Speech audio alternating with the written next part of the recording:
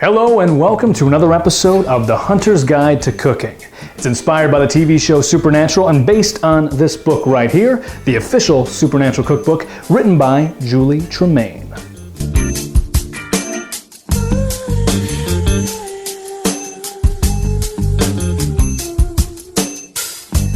So, you're probably wondering what we're cooking today. Well, let me tell you, it's called the Winchester Surprise. Now, for those of you familiar with the show, this is a famous recipe that Mary Winchester would cook for the boys all the time when they were growing up. And then when she comes back to life, spoiler alert, in season whatever it is, she would cook it for them then. So, let's get started. Let's cook the Winchester Surprise. First, we're going to set that oven to a lovely temperature of 375 degrees. Press bake. Then we're going to go ahead and pop open our biscuit container, which the directions say to spoon it. Press a spoon heavy on it. I'm not sure why they say that, but apparently it helps. Peel all that back and then pop! There we go. Look at those beautiful biscuits. Next, find a knife that you like. I like this one because it's big and sharp. And then cut these into 6 to 8 pieces. You're really just going to want to line the bottom of that pan. So make sure you cut all these biscuits. You can use a butter knife if you want. It's really not that tough a material to cut. You're going to want to get your pan de-stick spray and shake it up and spray it on there. Apply some heat to get the pan nice and ready for what's about to come next. Onions. Nice.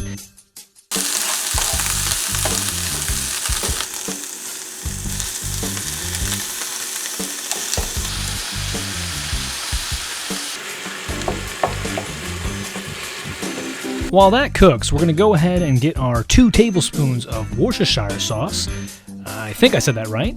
Next, we'll get a 1/4 cup of ketchup and put it into our measuring container. I don't know how else you would measure ketchup, but this seems pretty good to me. I got a 1/4 cup. Next, mustard, very important for this mix. Same thing, 1/4 cup of mustard. Get it on in there and get ready to stir it on up. Yeah, it's starting to look really good. Don't worry that it looks like baby vomit. That's okay. Go ahead and pour that on top of your wonderful creation. Look at that color. Stir it around, make sure you mix nice. And while that continues to cook, we'll move on to the best part, which is cutting these sweet, sweet dill pickles. Love these things. Again, use any knife you'd like. I like this one because it's big and sharp. Cut those into some nice chunks and remove your pan from heat. Go ahead and grab your pickles and we're gonna scrape them on in there. Look at that. The pickles look fantastic in there. Sweet aerial view, Dalton. That looks fantastic. Thanks, I had help making this video. Alright, you want to make sure you're spreading this evenly around the pan. I can't stress this enough.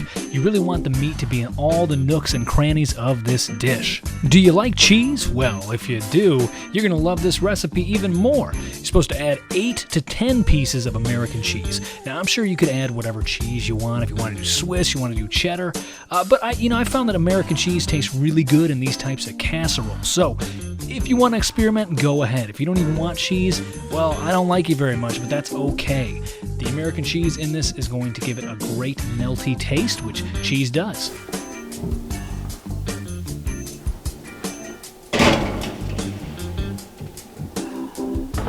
All right, while that cooks, we've already cooked breakfast and now we've cooked dinner.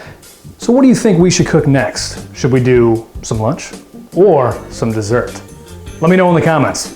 It's time for the big reveal. Man, I sure hope it looks like that. Go ahead and take your pan out of the oven, and if it doesn't look like the picture, don't worry about it. These recipes are tough. You're not going to get it perfect every time. Or if you're like me, you might never get it perfect. But hey, A+ for trying. Thank you so much for tuning in. I hope you learned something. I know I sure did. I do read the comments, so if you want to make fun of the fact that I use dry measuring cups and wet measuring cups interchangeably, that's fine. Tell me, because I learn from that and I get better. And I'm not bitter about it, okay? So thank you. Make sure to subscribe, and we'll be back next week with another fantastic recipe from the Supernatural Cookbook. Take it easy, everybody.